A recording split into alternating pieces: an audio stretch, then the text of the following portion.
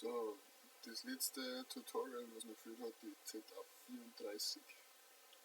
Und zwar habe ich das jetzt dann eingeblendet. Das ist ein bisschen komplizierteres Teil, weil man von mehreren Richtungen arbeiten und schneiden muss.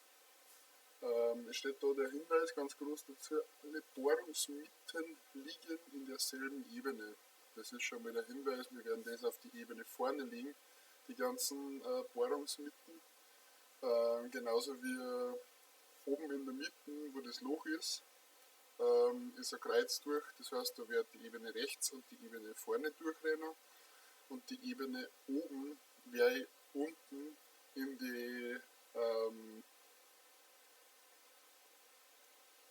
in die Mitte von dem 16er Loch liegen.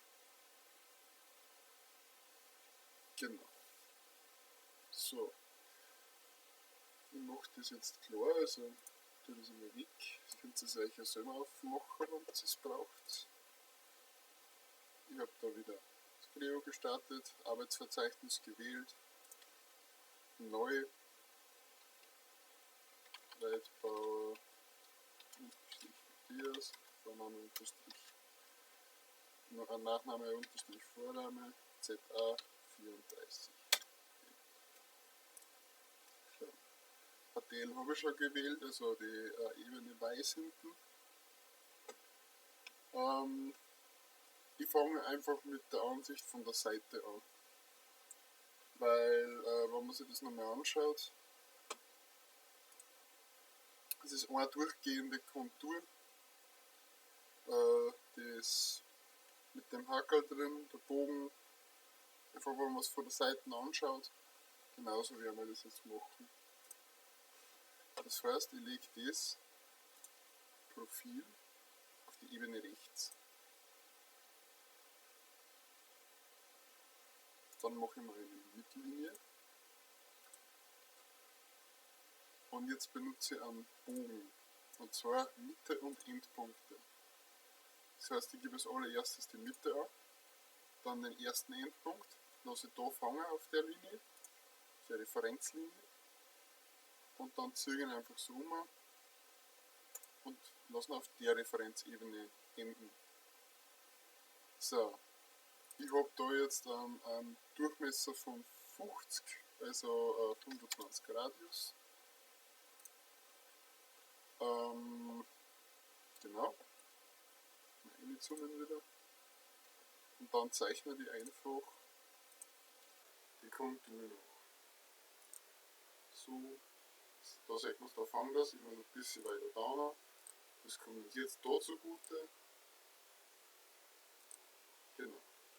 Mit der Maustaste, mit der Maustaste. Okay, von der Mitte bis zu der oberen Kante sind es 65. Die Gesamtbreite ist 58. Und die Stufe ist 38. Genau. Okay. Dann muss wieder auf. Er legt es natürlich wieder auf die eine Seite. Ich möchte es auf beide Seiten gleichermaßen. Das heißt, ich gebe da die Dicke ein. Die Dicke ist 55. Jetzt macht er mal, das teilen wir es genau auf beide Seiten. Gut. Dann habe ich schon mal den Grundkörper. Jetzt schneide ich die zwei Stufen auf der Seite raus. Und zwar liegen die, wenn man von vorne drauf schaut. Das heißt, ich nehme die Ebene vorne. Und machen wir wieder eine Mittellinie, weil ich einfach spiegeln. Dann nehme ich ein Rechteck und lasse die Ecken fangen und ziehe das Rechteck einmal auf. Das geht 10 mm tief oben. Und von der Kante zur Mittellinie mit der Steuerungstaste gedrückt halten, gell? Wieder zu der Linie, Steuerungstaste auslassen, hinter der Maustaste absetzen, 45.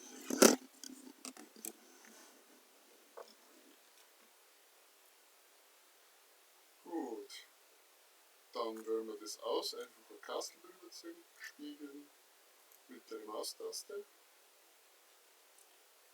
und OK. Jetzt möchte ich, dass das durch alles durchgeht. Jetzt macht das aber gerade in die eine Richtung. Und das kann ich jetzt hier unten bei Optionen einstellen. Da gibt es die Seite 2.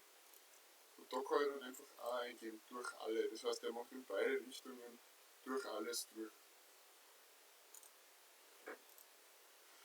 So, jetzt wollen wir das hier unten durchschneiden, den 32 mm, die 32 mm. Das heißt, ich nehme wieder Profil, wieder die Ebene vorne. Ich mache mal wieder eine Mittellinie. Und nehme ein Rechteck und lasse mir das auf der Kante fangen. Ziehe es auf und mache da wieder die Symmetrie. Das Ganze ist 32 Grad und ich möchte jetzt da kein Maß eingeben, falls sich das irgendwie verändern sollte. Darum werde ich da jetzt einfach auf zusammenfallend dekanten und dekanten. Und dann fangen wir genau mit der Kanten da. So, okay. Ja. Wegschneiden. Durchgehen. Selbiges Problem. Wieder auf Optionen. Seite 2. Durch alle. Passt.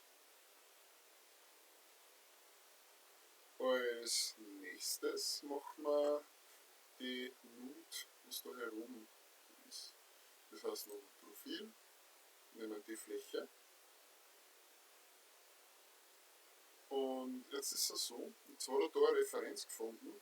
Und warum nimmt man die Ebene jetzt nicht? Das hat er manchmal, ich brauche jetzt aber da eine Referenz. Das ist da herinnen. Einfach auf Referenzen. Dann wähle ich die Ebene rechts aus. Und es ist schon da. Kann ich schon wieder zumachen. Jetzt habe ich da eine Referenzmarke. Ich kann mir jetzt unten auch eine Referenz machen. Ich weiß, dass ich die Kanten brauchen werde. Die filtern zwar selber, aber nur dass ihr es nochmal gesehen habt. Und jetzt dann machen wir eine Nut. Die ist da nirgends drinnen. Die müsst ihr da suchen bei Palette. Dann macht er so ein Fenster auf, wo er voll durchdreht, wenn man das bewegt. Und dann gehe ich bei HTL ein und habe da dann ein Langloch. Das Langloch nehme ich jetzt einfach und ziehe es aus per Drag and Drop. Dann kann ich das schon dazu machen. Und mit dem Pfeil kann ich es einmal verschieben. Und mit dem kann ich es drehen. Das heißt, ich drehe es mal auf. 90 Grad. Da hat er so Fanglinien. Da kann er es genau um 90 Grad aufdrehen, wie man das sieht. So. Jetzt möchte ich, dass der Punkt mit der Linie zusammenfällt, der Punkt mit der Linie zusammenfällt und der Punkt mit der Linie zusammenfällt. Jetzt schreit er hat nämlich da ein Moos. Das heißt, Skizze lösen. Da hat er einfach ein Problem, dass die Bemaßungen widersprüchlich sind, sagt er da. Das heißt, ich brauche aber die 26er Maß nicht. Jetzt tue ich das einfach löschen und schauen, macht er mal das, was ich haben wollte. Er tut mir da jetzt einen 90 Grad Maß her. Ich bringe es nicht weg, keine Ahnung, kann man aber auch ignorieren. Ich gebe ihm da jetzt das Maß, das ist 30 und sage OK. Macht man das natürlich in die falsche Richtung, umdrehen, wegschneiden und das ist Ganze 5 mm tief. Passt. Als nächstes machen wir das Loch auf der Seite. Das heißt, ich sage Bohrung, sage an die Fläche. Dann nehme ich wieder die Achsen da, sage auf vorne und auf oben. Deswegen haben wir das zuerst hingelegt. Dann sage ich Platzierung, ausrichten, ausrichten. Durch alles. Das ist ein 16er Loch, ja, das stimmt sogar. Und passt. Gut, jetzt machen wir nur das Loch oben. Das machen wir jetzt so. Bohrung auf die Ebene, also auf die Fläche. Dann wieder mit den zwei Ebenen. Jetzt vorne und rechts. Platzierung, machen wir wieder auf Ausrichten und Ausrichten. Und jetzt gehen wir her und sagen wir Standardbohrung erzeugen. Wir wollen aber kein Gewinde, das heißt wir schalten das Gewinde aus. Es ist eine Durchgangsbohrung.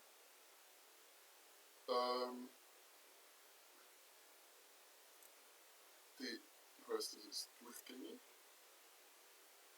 Und wir wollen ein ISO-Gewinde mit einem Zylinderkopf. Und zwar wollen wir ein M12. Schauen wir uns die Form noch an, die soll jetzt wahrscheinlich nicht genau zusammenpassen. Nein, wir wollen da einen Durchmesser 14. Und da wollen wir Durchmesser 22. Und die Tiefe ist 10. Das weicht jetzt natürlich von dem Standard M12 ab. Kommt man wahrscheinlich auch anders eingeben. Einfach mit ISO M, weiß ich nicht, 13. Genau. Dann haben wir wieder 22 und wieder 14. Im Endeffekt kann man genau das gleiche machen. Für uns passt das jetzt so. Es geht durch alles durch. Ja. Und ich meine, es ist fertig. Lasst es mir wissen, wenn ihr Fragen habt. Sollte kein Problem sein. Speichern. Das passt. Viel Spaß beim Aufzeichnen.